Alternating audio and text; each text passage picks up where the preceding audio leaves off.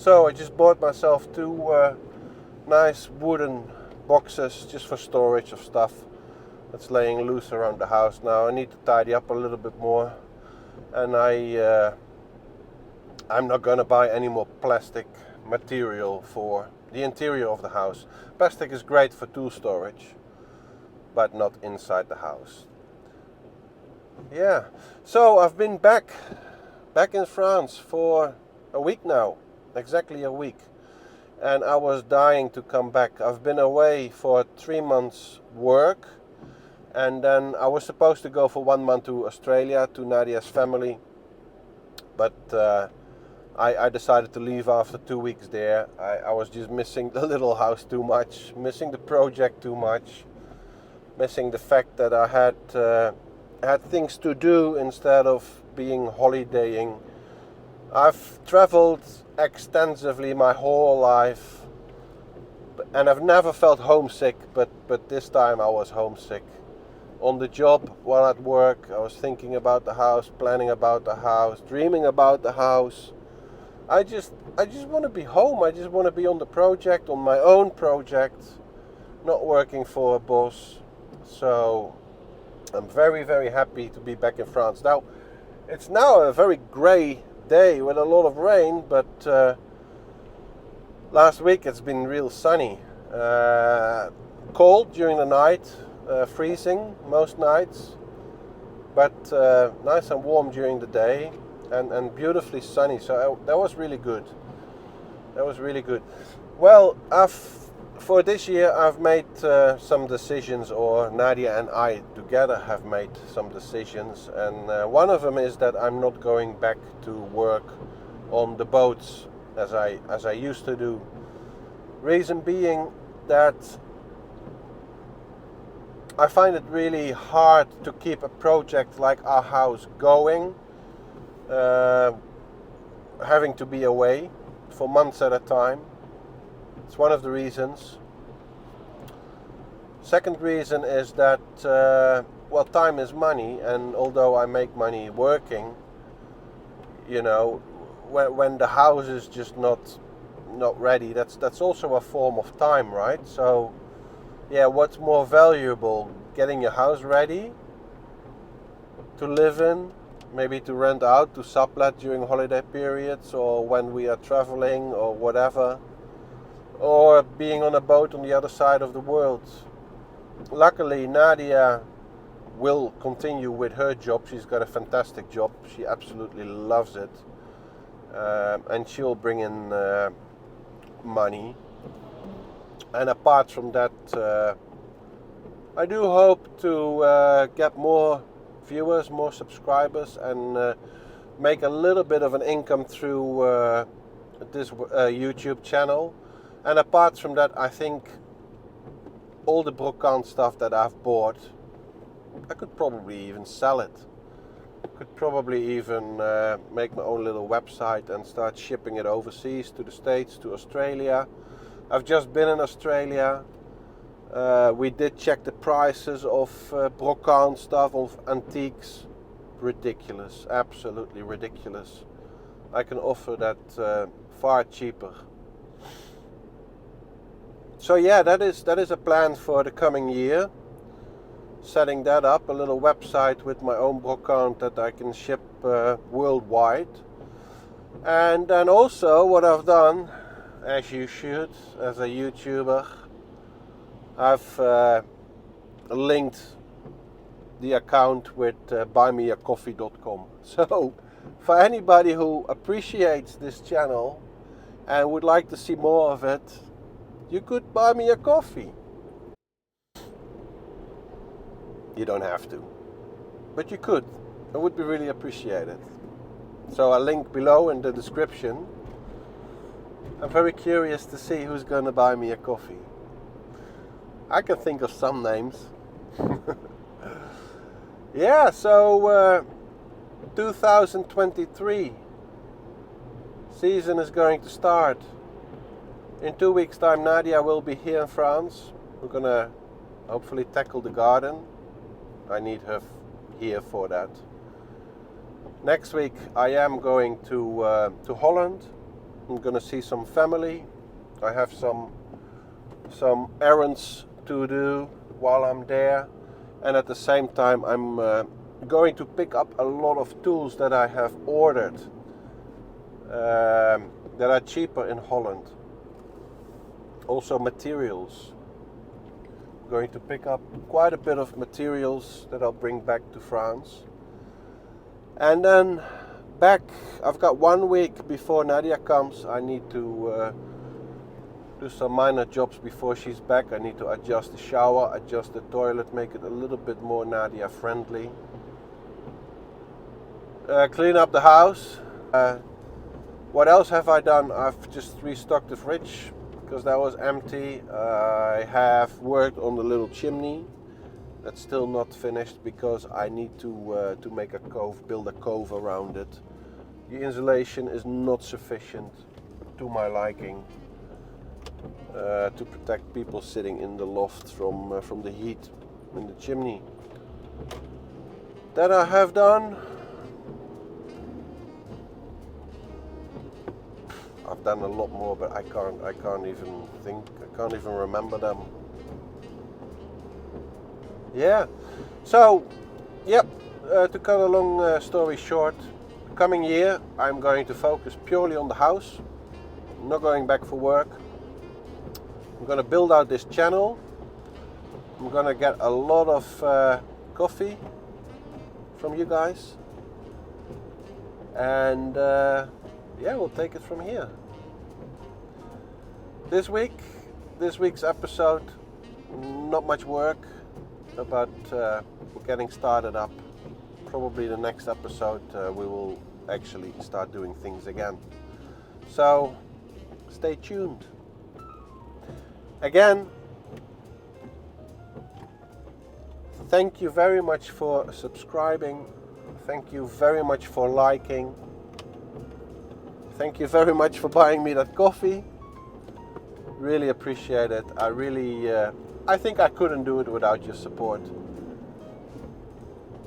Being alone here most of the time. I enjoy being alone. But yeah, it does get lonely. And your support, your comments, really appreciate it. They really help. They really help. So thank you again. And thank you. So, please like, please subscribe, please buy me a cup of coffee. I drink my coffee with milk in the morning and black during the day. Actually, I don't drink coffee afternoon because I can't sleep anymore at night. But anyway, you could buy me one. Yeah, this bracket needs to be cut off. This part is not doing anything. It's holding on by this part, and it just sticks out. So I'm gonna cut it off. So this is a job that I really want to have done before Nadia arrives here in about 3 weeks' time. This is the chimney pipe, and it is an insulated pipe, but it still gets really hot. And because our bedding is right next to it, the mattress and the pillows and stuff, I just want to have it extra insulated. I want to have some rock wool over it, and finished off with some nice fabric or so. I have some white faux leather, fake leather, because it comes it is made in an angle, a 45-degree angle. I gotta cut the plates of rock wool in a certain shape, and now I know there's ways to calculate everything, how to cut it to make it work efficiently and without, filling in little gaps and stuff. So I decided I just make a template, a one-on-one template with paper. This is the thick cardboard paper that you can cover the floor with when you're working on the walls to protect the floor. And I just cut it to pieces and I tape it on the pipe completely covering the pipe as the rock wool cladding will be. And then I will just cut it open and see what shape I have. And that will sort of give me an idea of how I should cut the rock wool boards before I stick them on. Obviously with the rock wool I want to have as few seams as possible. Yeah. So I'll see how it works out. This is a job I really had to do. I should have done earlier, but then, you know, I was really busy with other things. But I definitely want to have it done before Nadia comes here, because it's a messy job and the house is already filled up to the brim with stuff, with our belongings. And when Nadia comes here, it will be even more crowded. And yeah, it's just good to do it now, have it done.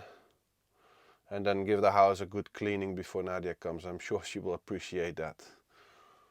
I really don't want to do this here, angle grinding here with all the fabric, but I have no other choice. Fortunately, it's only a small cut, 2 small cuts hopefully.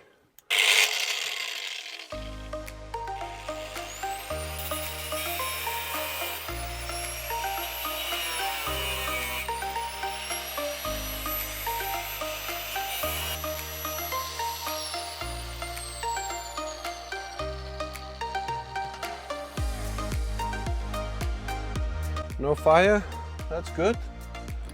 It's always a good thing. Now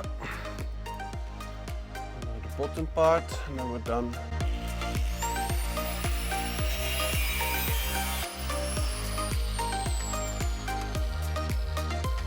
No such thing as cold fire. Some people claim these sparks are cold fire. Cold fire doesn't exist.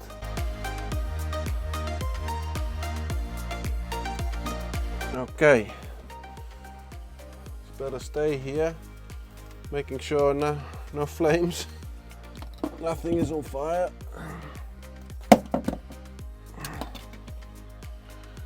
Okay, so this angle, or this bracket, is cut off, and that enables me to get the rock wool cladding closer to the pipe. Alexa, turn on working lights.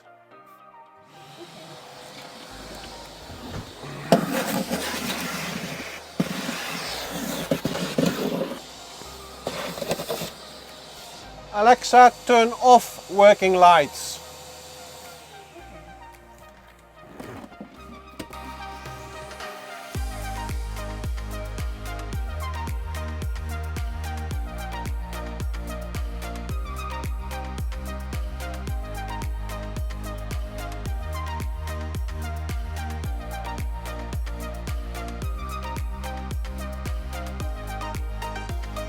It's not going to be super precise, but it will give me an indication of how I can cut the panels, the rockwood panels, in which shape, so that they fit around the pipe in a very economical way and in a very efficient way.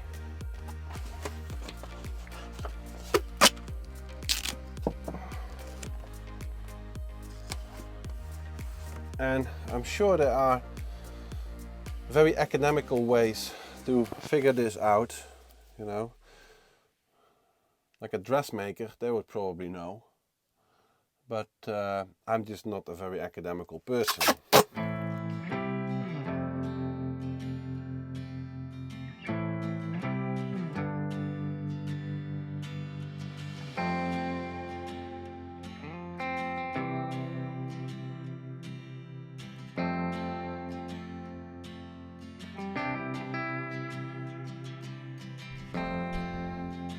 See, I got these pieces of rock wool.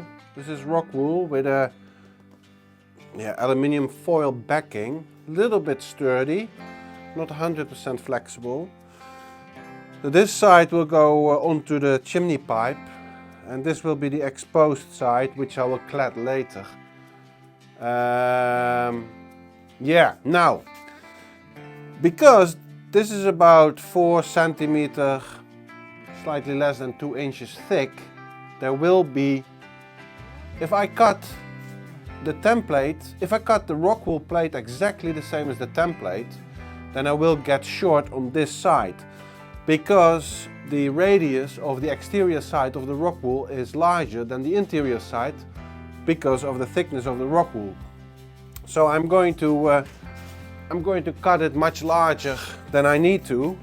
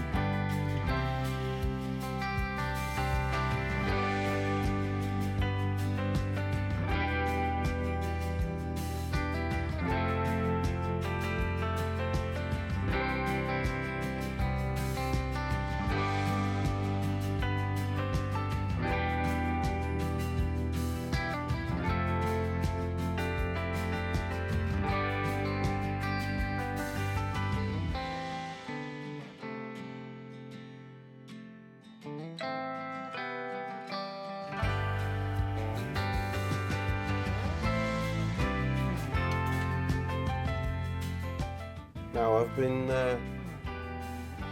burning the stove now for about, or the poêle, for about an hour, and yeah, it's properly hot.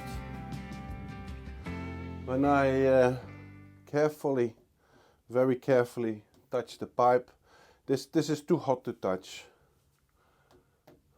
I cannot hold my hand on it for more than a fraction of a second, really. This is really hot. So let's have a look upstairs and see what the insulation has done. Very curious. Okay, it's warm, but not too warm. I can keep my hands on it. This, of course, this corner here is the hottest place. The heat goes up and this is not too hot. It's warm, but not too hot. This is safe. Yeah, that worked out fine. That worked out fine. Now just a nice cladding on it. Maybe that faux leather that I still have laying around, and then it looks a lot better. Okay, that's another job. No, it's not finished. I still have to do the faux leather. Yeah, half finished. Another half finished job. So let me take you through the plans I have for the backside of the house, the garden. As you may recall from last year, there was just a big pile of dirt in the back with bushes growing on it, and we actually didn't even know what was in those bushes or under the pile. It could have been a big rock. We didn't understand why that big pile was there. We rented a digger, and in 3 days time we removed 8 cubic meters of dirt, making it a little bit more accessible in the back. We removed all the green stuff, just left one tree, and we understand now that it's just a big pile of dirt.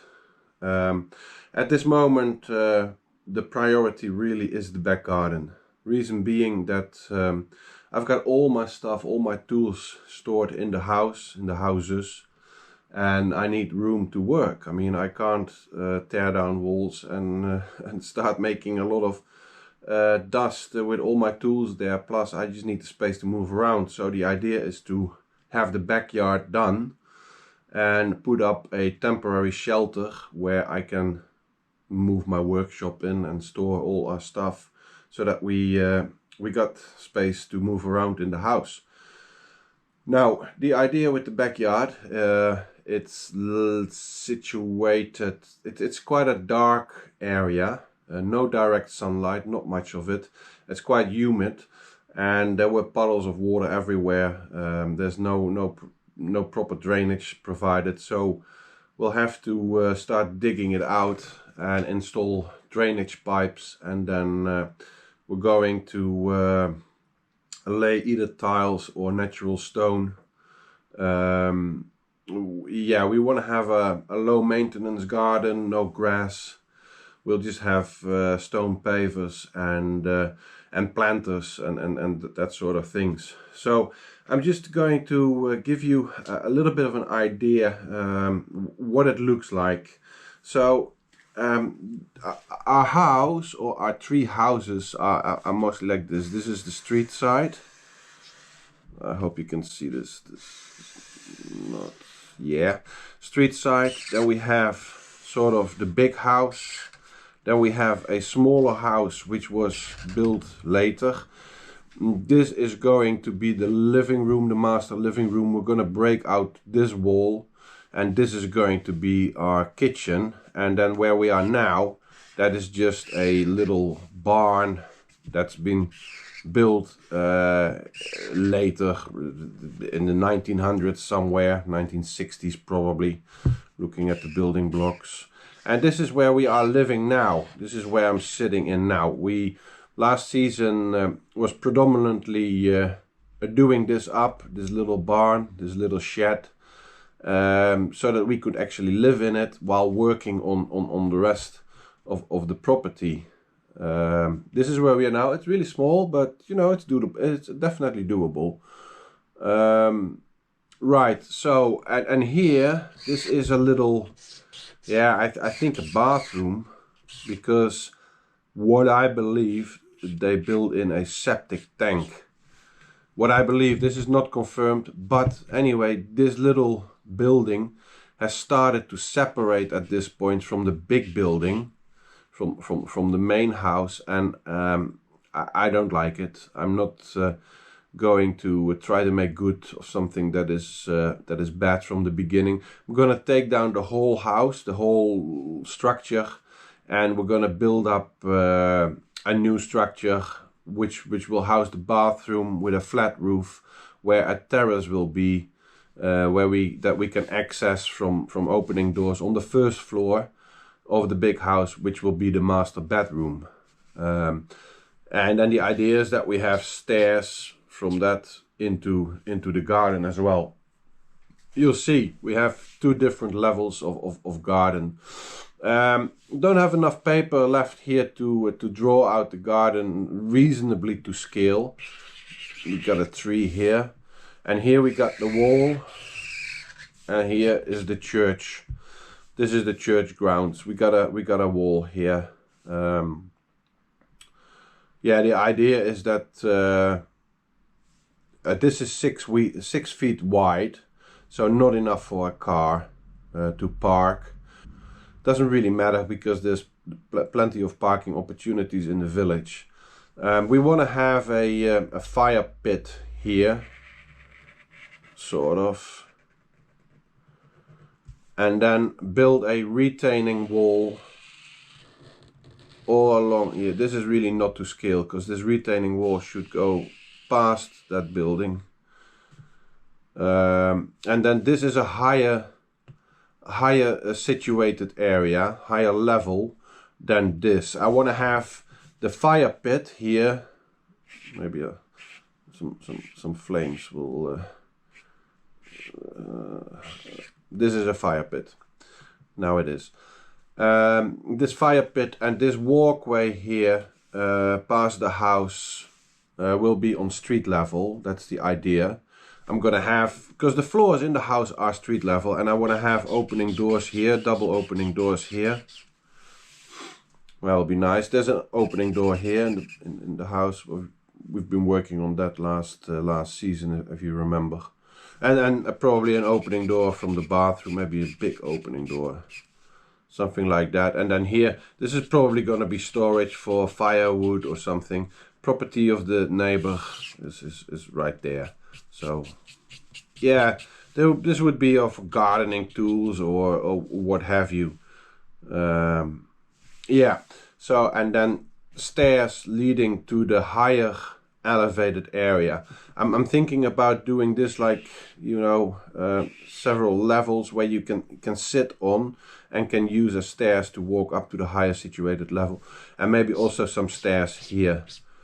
I'm gonna build this wall out of papeng, the concrete blocks, building blocks, and I'm gonna clad it with either rendering, lime rendering, or maybe with some natural stone. I mean, this building here is made out of natural stone, and I'm gonna take that down and I'm gonna, yeah, preserve the natural stone in order to, for example, make this stairs seating area around the fire pit, and yeah, everywhere where it's visible, maybe the stairs should be made out of the natural stone.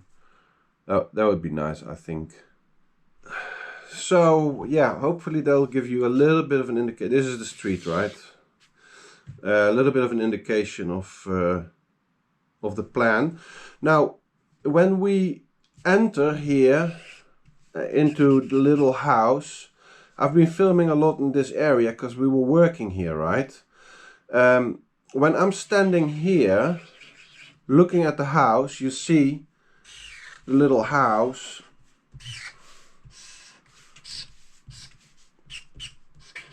Chimney. The door we've been working on. That's what you see, the side of the house where the entrance is. And you have seen this area because, yeah, we've been working a lot around there.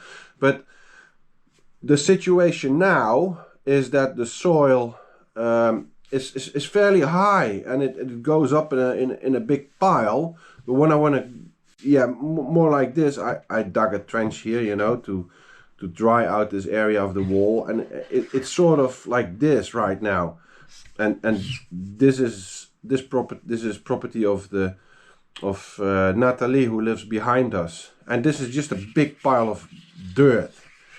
So what we want to do is sort of to organize it a little better so that we get like a walkway, this walkway and fire pit area at street level, and then a retaining wall, I don't know how high exactly, and then just a flat area with pavers where I can set up you know, a little shelter temporarily for the duration of the renovation of the property. Retaining wall, I've done a little bit of research on YouTube. Very important, where do retaining walls fail? It's because moisture collects behind them. In the winter it freezes, it expands, and it pushes the wall out. In fact, the retaining wall here at the church is bulging out, probably because of that. So this is the retaining wall of the church grounds, and as you can see, this part here is bulging.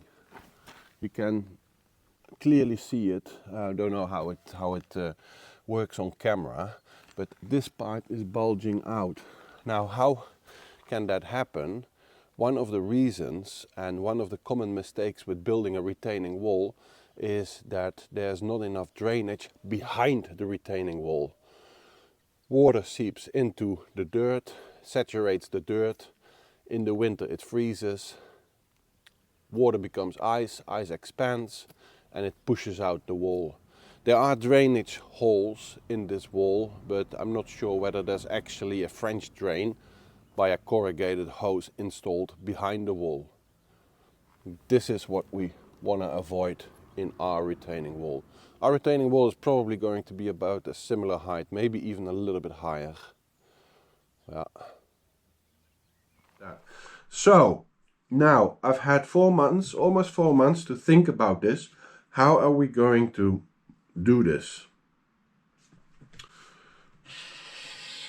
Okay, if this is the house, This is the entrance door, right, with all those freaking little windows that I've been working on so hard last season.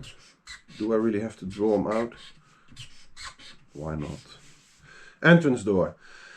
What we're going to do is we will rent a mini digger again, but this time for 4 weeks. I was thinking about buying a mini digger, doing it up, reselling it, so that there's a little bit less time pressure.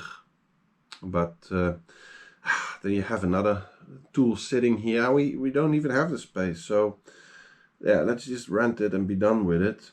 What we're going to do is we're going to dig everything up until, say, about 10 centimeters, 4 inches below street level.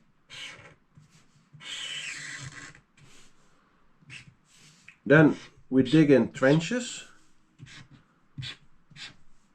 and in those trenches we will put perforated hose, which is basically for water evacuation. Water will come down from rain and whatever and will flow into these hoses, and these hoses, they will go all the way. I think we need 2 hoses. They will go all the way through the property. No, we need 3 hoses through the property, and then they will drain in a drain here. There's a drain. So yeah, this to stop the back alley from flooding and becoming humid. And then we're going to build the retaining wall, and for a retaining wall you need a footer, something like this,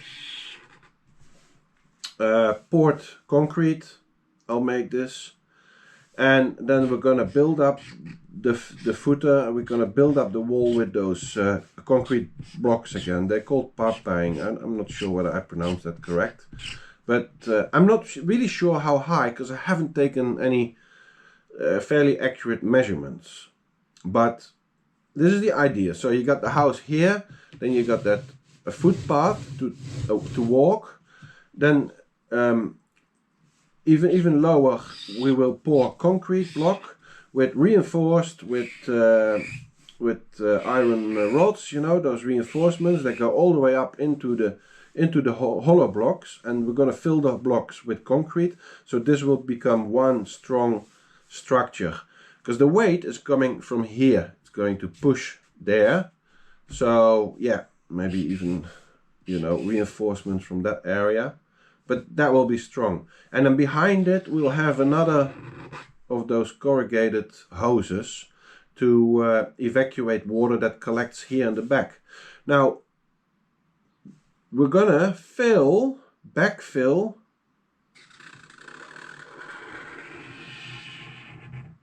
with gravel. This is all going to be gravel. Why? Because gravel will not hold water. Gravel will let the water seep through. All the water that collects here will seep through into those pipes and be evacuated. Also, this layer here, say approximately 10 centimeters, will all be gravel, so that all the rainwater that falls, all the water that collects, seeps through the gravel, flows to these corrugated pipes and out of the property. And then on top of the gravel, this will be a sheet with little holes in it. It's a porous sheet that stops sand from passing through dirt, but it lets water through. And then we're gonna fill this area with the dirt that we have. So this is all the dirt, remaining the dirt, and we put on pavers in a nice cap on top of the retaining wall. This is all going to be cladded, of course. You're not going to see that it's these ugly concrete blocks. This is all going to be either rendered or cladded with something, and then a nice cap on it. And then this will be all the dirt that we still have. And then I think that it would be pretty cool to have some wooden structure standing here. I don't know, where like a vine can grow on or something, maybe even connected with a trellis or something through the air with the little house, and you have grapes, you know, growing here. I don't know. These are grapes. Yeah, but I think that's good, you know, and then you can pass through the stairs here, so you got these trellises. If this is a trellis, something standing there. And then also I gotta install lights, I gotta install power in this wall so that we can have like light festoon lights, or I don't know, fairy lights or something romantic installed in there. That all needs to be considered, obviously, at an early stage. It needs to be planned in, scheduled in. Yeah, so, well, that's roughly the idea. So it all starts with renting the container to get rid of the dirt, renting the mini digger. Nadia will be here for a month in 2 weeks' time, so she will be driving the digger, I'm sure, as last year, as you've seen. I have ordered an electric Makita wheelbarrow, because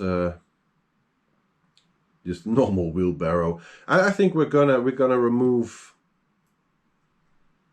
approximately 24 cubic meter of dirt. Yeah, and that's it. All has to come from the back here and go to the container that will be parked here in the street, and this is only 6 feet, so I have to take it by wheelbarrow load into the container. And last time we did it for 3 days, and I was shot. Oh, my whole body was hurting, every muscle. I had muscles hurting. I didn't even know that I had them. Anyway, I've got a really nice. I ordered a really nice electric wheelbarrow from Makita, and by chance I've just seen the wheelbarrow when we were visiting friends in Australia, who have built sort of a copy of the palace in Versailles. It's a beautiful wedding location. They have all French. I've really learned a lot from that visit. Anyway, we'll talk about that later. So this is basically the plan, and then what it's going to look like in the end. So that's a big house. This is the little smaller house, and this is the small house. We're gonna have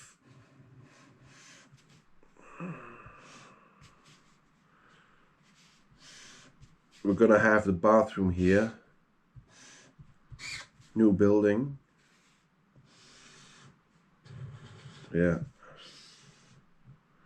Gonna have the bathroom here. And then we're gonna have, okay, and this is the wall from the church, remember?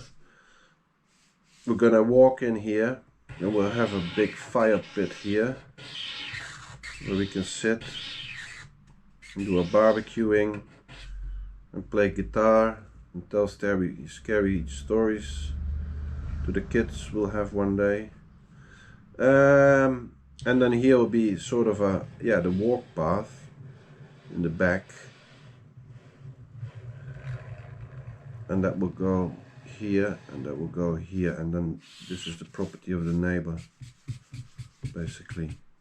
So yeah, and then here will be a big open door, and then here probably steps up onto the higher. Yeah, so this is all the higher area, and then hopefully I can set up some storage tent, or I've been looking at carports, you know, for a year or so. Yeah, that's gonna be cool. Fire pit. Oh yeah, here we have that tree. I hope we can retain the tree. Don't know what the roots are doing. Yeah. Living room. Upstairs master bedroom with a terrace on top of the bathroom. So lower floor, ground floor, living room, bathroom, kitchen, And this is going to be the study. This is where we are now. This is going to be sort of the study. Well, I hope it sort of makes sense to you. It's going to be an interesting operation, and honestly, I can't wait. I just can't wait to get all this shit out of the house. I've got so many tools, and it's so unorganized, and I can't turn around. I can't start on a job and complete a job because it's so messy.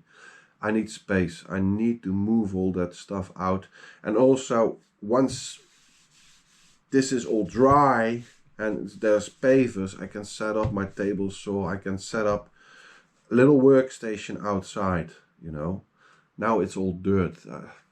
You know, it doesn't work. It really doesn't work. So yeah, that's the plan.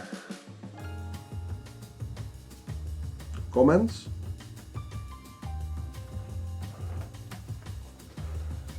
So last Saturday, the first day that I was here, the first full day, I bought this little couch via Facebook Marketplace. I really needed a couch. We had a beanbag. It's Nadia's idea of having a beanbag, but I can't sit on a beanbag. I'm not 25 anymore. Yeah, slowly getting the house ready for Nadia's arrival. It's good that I came back from Australia a lot earlier than I intended to do. A few months back I was contacted by somebody from Sigman Lasers, Sigman Laser Levels, and she asked me if she was interested in cooperating or doing something together. Yeah, well, you know, this was the first time somebody contacted me for sponsorship or whatever due to the channel, and that's pretty cool. I looked it up, Sigman Laser Levels, and I said, yeah, I mean, send me a laser level and I will use it, provided that I can be honest, because I'm not gonna recommend something that's that I wouldn't use myself. I've got a DeWalt laser level, and I'm happy with it. Been working with it for a few years, and it's been perfectly fine. So, but anyway, you know, I mean, if you want to send me a unit, I'll use it and I'll review it, and I'll give you, provided that I can give you my honest opinion, because I'm not gonna, you know, if I, yeah, I'm not in it for the business. And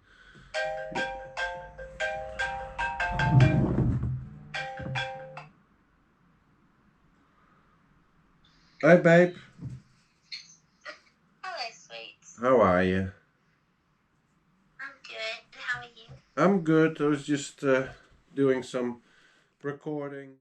So this arrived yesterday, and I'm going to use it right now because I need to take the measurements in the garden in order to know what I need to order with regards to material, gravel, concrete blocks, that sort of stuff, corrugated hose. Yeah, so let's just unpack it. Normally, because I'm a man, I don't read manuals. It's the first thing I throw away together with the box.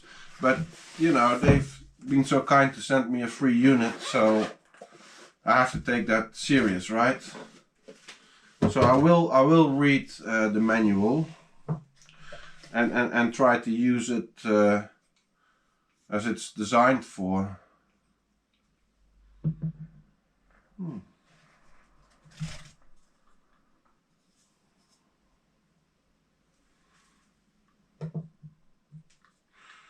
So that's a magnetic clamp.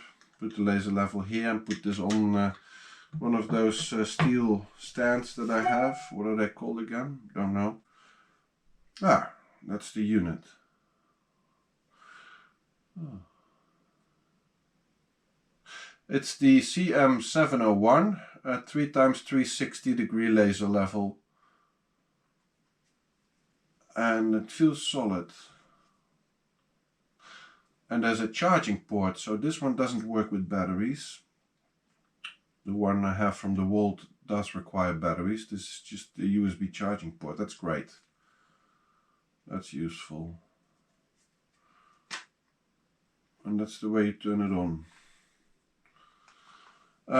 don't know what the distance is. I'm gonna need a fair amount of distance. It's a green one. That's the same as I have with the DeWalt. And I see it comes with, let me turn this off.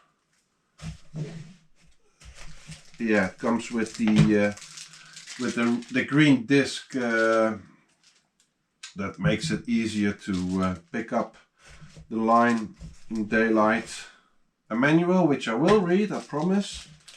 And they also sent me the electric laser line detector, and that's great. That's great because especially during the day when you can't see the laser line, this device might pick it up, and once it is on that line, it will beep or give you some sort of warning that that the line is right there. And it has some sort of a bracket so that you can attach this to a post or a stick.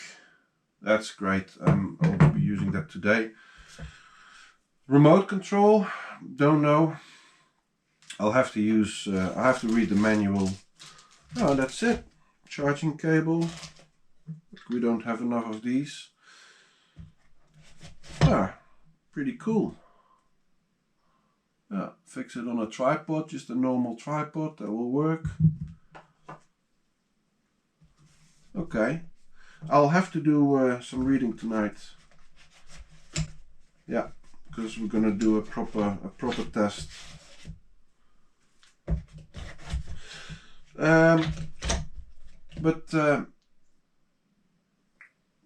Yeah, it's easy enough to start using it straight away because I'm only going to do some real basic work with it right now. What I want to figure out is the height of the pile in the back. Well, the height it needs to be, basically, because I want to have it on the same level as our backyard neighbor Natalie.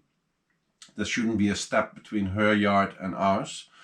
And that determines the height, how high the retaining wall will become, and the height of the retaining wall determines how many concrete blocks I need to order.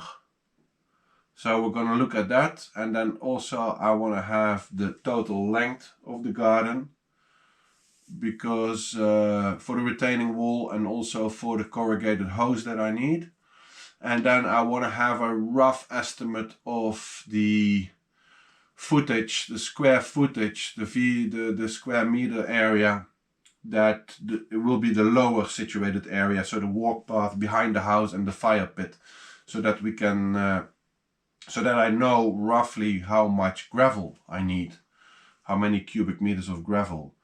Cool. Yeah, let's start working with that.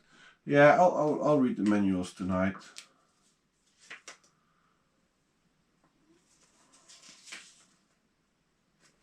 Yeah, I will read the manuals this time. I will. That's the least I can do for Sigmund.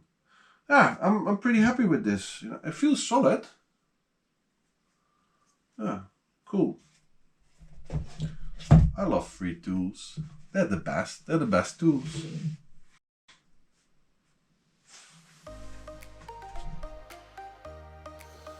So just to give you a clear picture, this is the pathway coming from the road.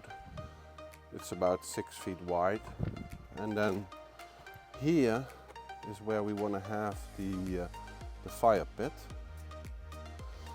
and then the walkway, as it is sort of a walkway now, but it's going to be a lot lower, will lead to past the bathroom. That building there is going to be demolished, and that will be a new building, a new structure, which will be the bathroom. You can see I already dug the trench here last year to alleviate some of the moisture in this wall, but that's basically where the new level is going to be. So we have to dig even deeper, because we want to have what 10 centimeters, 4 inches of gravel there. So this is the pathway, And then here on the right hand side is going to be a retaining wall. I'm not 100% sure yet how high, and then the pathway will follow and will go here into the back, and that's going to be also at street level. And then this building here to be demolished because it's really crooked, and I see cracks in it. It's separating from the main building, and that's going to be a one-story building with a flat roof where we'll have a roof terrace with large opening doors. You can actually you see there in the corner up there, that's a crack, and separating from the house. And that crack has, oh no, it hasn't extended because I made a yellow marking there. Maybe you can see it where the crack stopped. That was 6 months ago or so. But I have the idea that it's opened up more. Anyway, we'll take all this down. This is going to be a new building, bathroom, and many of the bricks I can still reuse, and most of these stones probably as well. Possibly for a cladding of the retaining wall, but definitely for a staircase, which is probably going to be here in this area, and the fire pit, which is going to be here.